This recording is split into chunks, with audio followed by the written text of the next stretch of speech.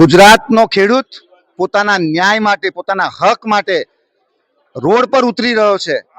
એટલે આજે અમે કાળો દિવસ મનાવી રહ્યા છે, કારણ કે જે રીતે બોટાદની અંદર કડદા પ્રથા ચાલતી રહી હતી, કડદા પ્રથાની અંદર તમે જુઓ કે કડદા પ્રથા એટલે ખેડૂતોનું શોષણ થતું હતું.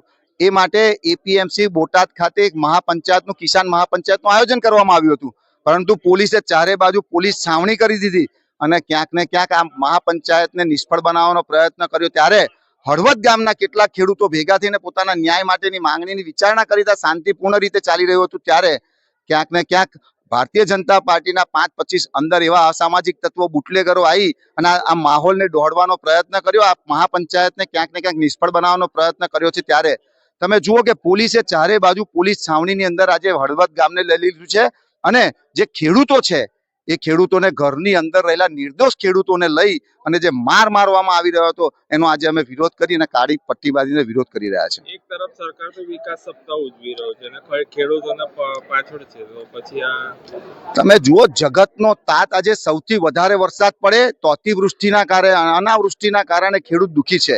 એક બાજુ એને પૂરતું બિયારણ નથી મળતું. અરે પૂરતું બિયારણ મળે ત્યારે જો પાક સારો થાય તો એને પોષણક્ષમ ટેકાના ભાવ નથી મળતા. એટલે ખેડૂતો ચારે બાજુ દુઃખી છે. ખાલી ગુજરાતના ખેડૂતોને તમે જુઓ કે છેલ્લા 3 વર્ષની અંદર અનેક ખેડૂતોએ પોતાના પરિવાર સાથે આત્મહત્યા કરી છે. એના સાથે હજુ પણ આ ભારતીય જનતા પાર્ટીની સરકાર નથી જાગતી. પણ 54 લાખ ખેડૂતો જે દિવસે એક થઈ ગયા તે દિવસે આ લોકોના બાર વગાડ દેશે.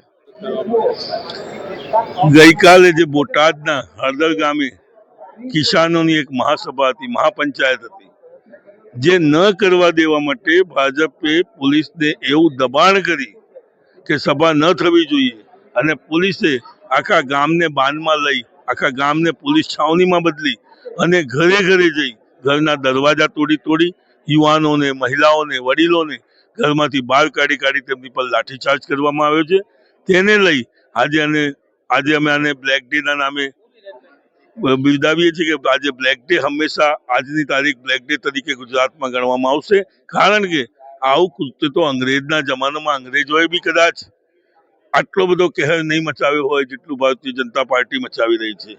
ટૂંક જ સમયમાં 31મી ઓક્ટોબરે કેજરીવાલજી પોતે ગુજરાત આવી રહ્યા છે. ખેડૂતોના ધ્યાનમાં લઈ અને દરેક પાલિકા, મહાનગરપાલિકા, દરેક શહેરોમાં એક મહાપંચાયતનું આયોજન થશે અને એવા ખેડૂતો પાસેથી જે અત્યાચારો થઈ રહ્યા છે પૂરો ન્યાય માંગવામાં આવશે, જે ખરેખર સ્વીકારવા યોગ્ય મળવો જોઈએ. પરંતુ ભાજપ તાનાશાહી સામે ભારતીય જનતા પાર્ટીને ઉપયોગ કરી અને તેની પર લાઠીચાર્જો કરી રહી છે, અશ્રવાયુઓ ફેંકી રહી છે. આ જોતા આપણે જોઈ રહ્યા છીએ કે ભારતીય જનતા પાર્ટી હવે નિષ્ફળ છે. આજે ખેડૂત જે અન્નનો તાત છે આજની તારીખે આખા ભારત દેશમાં આપણે આજે ઉભા છીએ, હવે બહુલાઈ ચૂકી છે, તેની પાસે ખેડૂતોની એક દિલ છે અને એવા ખેડૂતો આંખે દેખાઈ અત્યાચારો થઈ રહ્યા છે, તેમની માંગ જે